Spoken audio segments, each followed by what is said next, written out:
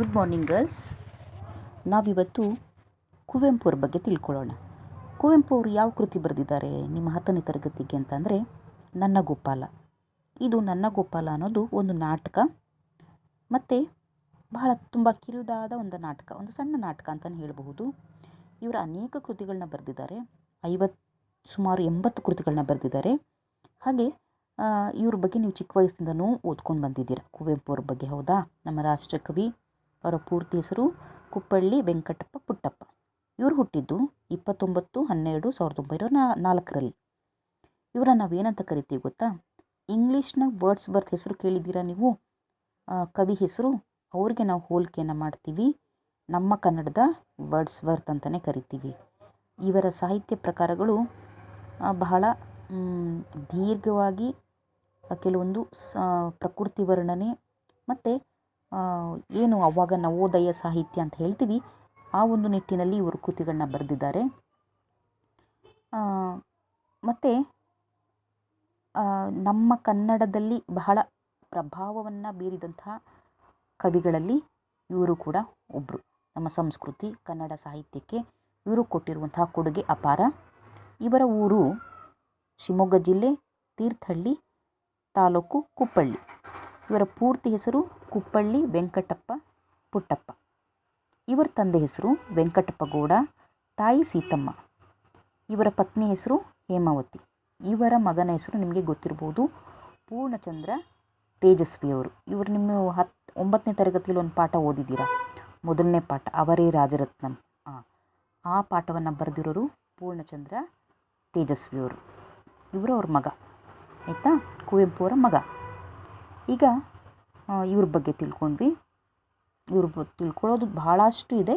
ನಿಮಗೆ ನಿಮ್ಮ ಪಠ್ಯಪುಸ್ತಕದಲ್ಲಿ ಕೊಟ್ಟಿರೋದು, ನಿಮಗೆ ಕವಿಕೃತಿ ಪರಿಚಯ ಸಾಮಾನ್ಯವಾಗಿ 3 ಅಂಕಕ್ಕೆ ಕೇಳ್ತಾರೆ, 3 ಅಂಕಗಳಿಗೆ. ಹಾಗಾಗಿ ನಾವು ಅವರ ಸ್ಥಳ, ಹಾಗೆ ಅವರ ಪೂರ್ತಿ ಹೆಸರು, ತಂದೆ ತಾಯಿ ಹೆಸರು ಅದಷ್ಟು ಬರೀಬೇಕು. ಆಮೇಲೆ ಅವರ ಕೃತಿಗಳನ್ನ ಬರೀಬೇಕು. ಆಮೇಲೆ ಅವರು ಏನೇನು ಪ್ರಶಸ್ತಿಗಳನ್ನ ತಗೊಂಡಿದ್ದಾರೆ ಅದನ್ನು ಬರೆದ್ರೆ ನಿಮಗೆ 3 ಅಂಕಗಳು ಸಿಗುತ್ತೆ. ಈಗ ಅವರ ಕೃತಿಗಳ ಬಗ್ಗೆ ತಿಳ್ಕೊಳ್ಳೋಣ, ಯಾವುದ್ಯಾವುದಿದೆ ಅಂತ. ಚಂದ್ರಮಂಚಕ್ಕೆ ಬಾಚಕೋರಿ, ನವಿಲು, ಪಕ್ಷಿಕಾಶಿ ಇವೆಲ್ಲ ಕವನಗಳು. ಬೆರಳ್ಗೆ ಕೊರಳ್, ಶೂದ್ರ ತಪಸ್ವಿ, ಜಲಗಾರ ಇವೆಲ್ಲ ನಾಟಕಗಳು. ರಸೋವಯಸಂ, ವಿಭೂತಿ ಪೂಜೆ, ದ್ರೌಪದಿಯ ಸಿರಿಮುಡಿ ಇವಿಷ್ಟು ಕೂಡ ವಿಮರ್ಶೆಗಳು. ಮತ್ತು ನನ್ನ ದೇವರು ಇತರ ಕಥೆಗಳು. ಹಾಗೆ ಬಹಳ ದೊಡ್ಡದಾದ ಕಾದಂಬರಿಯನ್ನು ಬರೆದಿದ್ದಾರೆ. ಅದರಲ್ಲಿ ಯಾವುದು ಅಂತ ಅಂದರೆ ಕಾನೂರು ಹೆಗ್ಗಡತಿ, ಮಲೆಗಳಲ್ಲಿ ಮದುಮಗಳು, ಬಹಳ ದೊಡ್ಡ ಕಾದಂಬರಿಗಳಿವು. ಹಾಗೆ ಶ್ರೀರಾಮಾಯಣ ದರ್ಶನಂ ಈ ಮಹಾಕಾವ್ಯಕ್ಕೆ ಇವ್ರಿಗೆ ರಾಷ್ಟ್ರ ಪ್ರಶಸ್ತಿ ಬಂದಿದೆ. ಹಾಗೆ ಇವರ ಅನೇಕ ಸಾಹಿತ್ಯ ಸೇವೆಯನ್ನು ಗುರುತಿಸಿ ಅನೇಕ ಪ್ರಶಸ್ತಿಗಳು ಕೂಡ ಸಿಕ್ಕಿದೆ. ಅದು ಯಾವುದ್ಯಾವುದು ಅಂದರೆ ಪದ್ಮಭೂಷಣ, ಕೇಂದ್ರ ಸಾಹಿತ್ಯ ಅಕಾಡೆಮಿ ಪ್ರಶಸ್ತಿ, ರಾಷ್ಟ್ರಕವಿ, ಜ್ಞಾನಪೀಠ ಪ್ರಶಸ್ತಿ, ಪಂಪ ಹಾಗೂ ಕರ್ನಾಟಕ ರತ್ನ ಪ್ರಶಸ್ತಿಗಳು ಮುಂತಾದ ಪ್ರಶಸ್ತಿಗಳನ್ನ ಇವರು ಪಡ್ಕೊಂಡಿದ್ದಾರೆ. ಇವಾಗ ನಾವು ಏನು ನಾಟಕವನ್ನು ಓದ್ತಾ ಇದ್ದೀವಿ ಅದನ್ನು ನನ್ನ ಗೋಪಾಲ ಕೃತಿಯಿಂದ ಆರಿಸಿಕೊಳ್ಳಲಾಗಿದೆ. ನೋಡಿ, ನಿಮ್ಮ ಪಾಠದ ಹೆಸರು ಕೂಡ ನನ್ನ ಗೋಪಾಲ.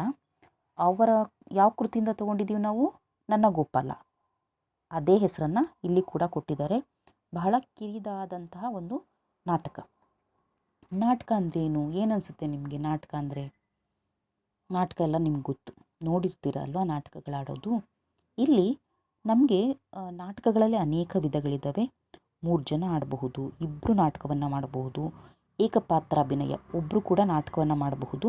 ನಿಮಗೆ ಇಲ್ಲಿ ಸಿಗೋದೇ 3 ಪಾತ್ರಗಳು ಈ ನಾಟಕದಲ್ಲಿ: ಅಮ್ಮ, ಮಗ ಮತ್ತು ಆಕೆ ಪೂಜೆ ಮಾಡ್ತಿದ್ದಂತಹ ಗೋಪಾಲ.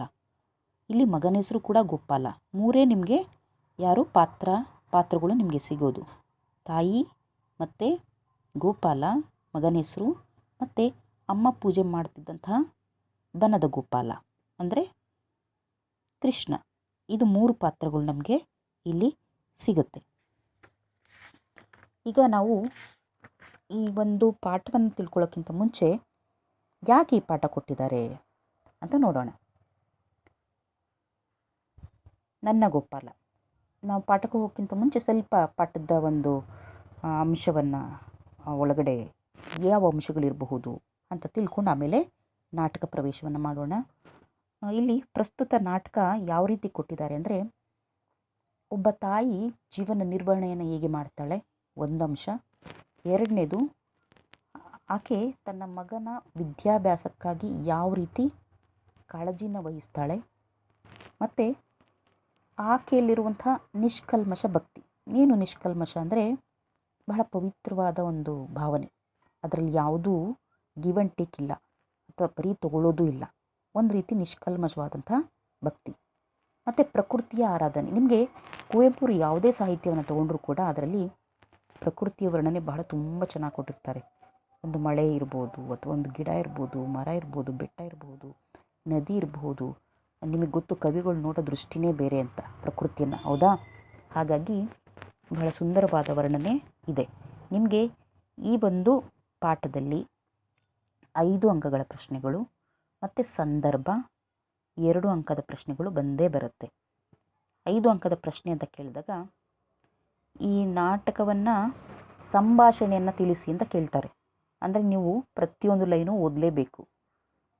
ಹಂಗೆ ಸ್ಟೋರಿ ಥರ ಹೇಳಿದ್ರೆ ಹೇಳ್ತೀನಿ, ಸ್ಟೋರಿ ಥರನೂ ಹೇಳ್ತೀನಿ, ಕತೆ ಹೇಳ್ತೀನಿ. ಆದರೆ ನಿಮಗೆ ಪ್ರತಿಯೊಂದು ಲೈನು ಕೂಡ, ಒಂದು ಸಾಲನ್ನು ಕೂಡ ನಾನು ಓದಿ ಹೇಳ್ತೀನಿ. ಯಾಕಂದರೆ ನಿಮಗೆ ಪ್ರಶ್ನೆ ಕೇಳೋದೇ ಆ ರೀತಿ ಇದೆ. ಸಂಭಾಷಣೆಯನ್ನು ಬರೆಯಿರಿ ಅಂತ ಕೇಳ್ತಾರೆ. ಆಮೇಲೆ ಪ್ರಕೃತಿ ವರ್ಣನೆಯನ್ನು ತಿಳಿಸಿ ಅಂತ ಕೇಳ್ತಾರೆ. ಹಾಗಾಗಿ ಪ್ರತಿ ಸಾಲನ್ನು ನಾವು ಓದ್ಕೊಂಡು ಆಮೇಲೆ ಅರ್ಥವನ್ನು ತಿಳ್ಕೊಳ್ಳೋಣ. ಈಗ ನಾವು ಕವಿಕೃತಿ ಪರಿಚಯ ತಿಳ್ಕೊಂಡ್ವಿ ಮತ್ತು ಪಾಠ ಪ್ರವೇಶವನ್ನು ಮಾಡಿದ್ದೀವಿ, ಆಯಿತಾ? ಇಷ್ಟು ಕೂಡ ಈ ತರಗತಿಯಲ್ಲಿ ಸಾಕು. ನಿಮ್ಮ ತರಗತಿ ಪುಸ್ತಕದಲ್ಲಿ ಲೇಖಕರ ಬಗ್ಗೆ ಬರೀರಿ, ಹಾಗೆ ಅರ್ಥವನ್ನು ಕೊಟ್ಟಿದ್ದಾರೆ, ಅದನ್ನು ಒಂದು ಸರಿ ಓದಿ. ಮುಂದಿನ ತರಗತಿಯಲ್ಲಿ ನಾನು ನಿಮಗೆ ಪಾಠವನ್ನು, ನಾಟಕವನ್ನು ಪ್ರಾರಂಭ ಮಾಡ್ತೇನೆ. ಧನ್ಯವಾದಗಳು.